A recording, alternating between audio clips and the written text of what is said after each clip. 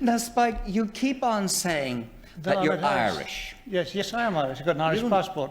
Have you? Yes. Still? Yes. You told me that years ago and I didn't believe you, but you still have. My real name is O'Malagoin. That's my real name. Get off. Get off what? And what I've never been on the stuff. What are you talking about? What does O'Malagoin mean? Get off that stuff. I'll be all right. What does O'Malagoin mean? It means the small bald one. What can I do about it? It's the truth. It's the truth, I tell you. You must believe me. Who are these people? What are they doing here? And was your father a small bald They're all man? homeless. Was your father a small bald man? He was bald, yes. Yes. He went bald, yes. And he wore a wig all his life. And I used to wonder why I always used to listen out for gale warnings.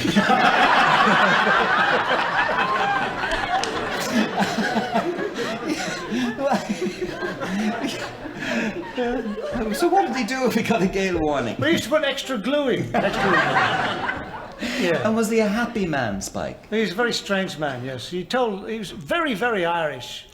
And he told lies all the time, you know. He told me, he said, I was shot by a Turkish sniper. He said, that's how I went bald. He said, and the bullet travelled round the inside of me skin, round the back of me head here and come out above me ear all here. And I thought this was a true story. And he said, don't forget you're descended from the kings of Ireland. So I thought, well, King of Ireland, that sounds great. So I said, when I went to the school ground, I said, I'm a King of Ireland. I had the Jesus speaking out of me. So I soon stopped being the King of Ireland. And was he a romantic man, Spike? Oh, yes, very, very romantic. And he suffered with hemorrhoids. That was the thing that...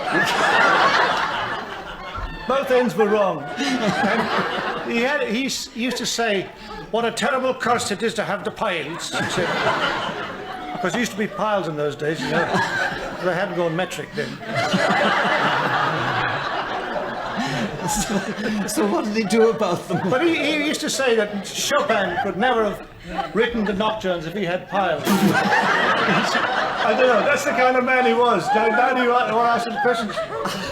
But he was never... Why did he go to Australia then? Was it because of the piles? He saw... No, you don't go to Australia because you've got... People would be rushing out there to get the cure now. Now, he saw its first Pakistani bus conductor. And he was in the Indian Army during his early service days, and he always thought the Indians were inferior. Yes. So he said to my mother, he got off the bus, came back and said, we're going to a white man's country. And he went to Australia. He's an absolute fascist. Yes. He was a fascist. He is dead now, long since. Well, I hope so. They buried him. He can't be very pleased if he isn't. And was your mother Irish, Spike? No, she's English. Yes. She's English. And what's her name? Florence Winifred Kettleband. I don't believe it. Yeah. That's Kettleband. Kettleband, yeah. Unusual name, isn't it? Yes. Yes, it is, to say the least. And is she still alive? Yes, she's above ground. Yes. Get that right. Yes, she's 92. 92! And where is she? She's in Australia as well. And when did you see her last? I saw her about 18 months ago. And she's in good health? Very difficult to see her from here. Now, what going back a bit further, what about your uncle? Was he eccentric or a little odd? He was a lunatic. He was Huey Kettleband, and he went in for muscles. He had muscles, all these muscles. And there was a talent contest in Pune in India, full of Pakistanis all watching. And he went on with an alto saxophone, and he tensed all his muscles while he played. He played do-do-do-do. And I remember he wore a pair of spotted underpants that he'd put black spots on to make them look like Tarzan's. But every time he bent down, all his lunch came down to the side, you know. So,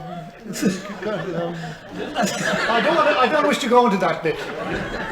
And speed on. But apparently he said himself... Ask me about my meeting with Secombe. Meeting with Secombe. What about Secombe? This is how I met Harry Secombe. Yes.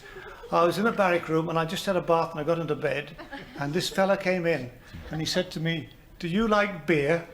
And I said yes, and he emptied a bucket of it over me.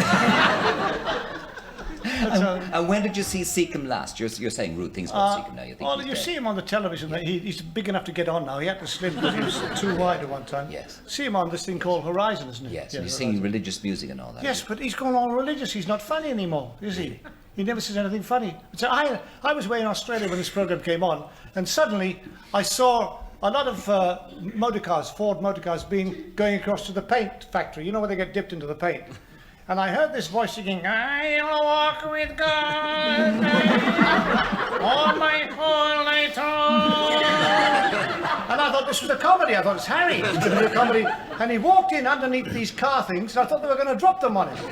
And they didn't. They didn't happen. And he walked across to a whole crowd of engineers. They were all engineers with spanners in their coats, and they were all singing, oh, Lordy, Lordy. It was a serious program. I couldn't believe it.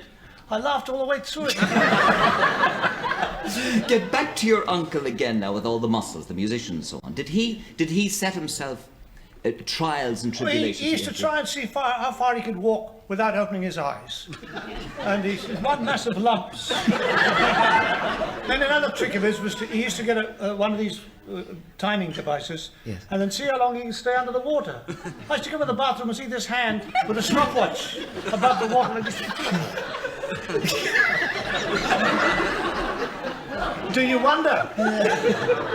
Do you wonder like I am? I thought they were all normal too, you know.